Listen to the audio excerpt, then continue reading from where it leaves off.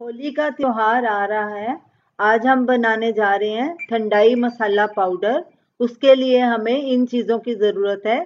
चीनी 200 ग्राम, बादाम 3 टेबलस्पून, काजू 2 टेबलस्पून, पिस्ता 2 टेबलस्पून, सौंफ 2 टेबलस्पून, खरबूजे के बीज 2 टेबलस्पून, खसखस 1 टेबलस्पून, चिरौंजी 1 टेबलस्पून, गुलाब की पत्तियां सूखी 1 टेबलस्पून, 15 इलायची के दाने जो हमने इलायची के दाने निकाल लिए, काली मिर्च 1 टीस्पून, 15 लच्छे केसर के।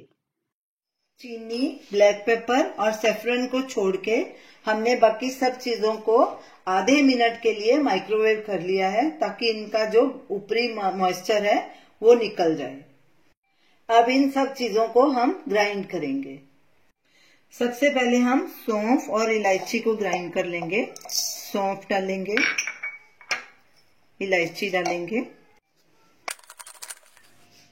इलायची और सौंफ अच्छे से ग्राइंड हो गई। अब इनको एक बोल में निकाल देंगे।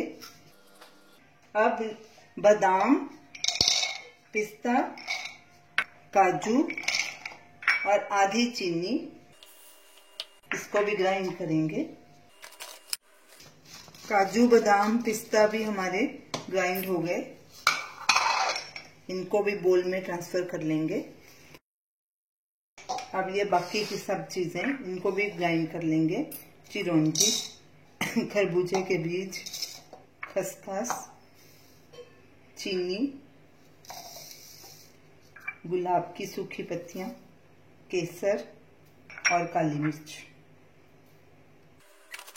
चिरौंजी वगैरह भी ग्राइंड हो गई हैं। इनको भी इस मसाले में मिक्स कर देंगे और इसको अच्छे से चम्मच से हिला के मिक्स कर लेंगे।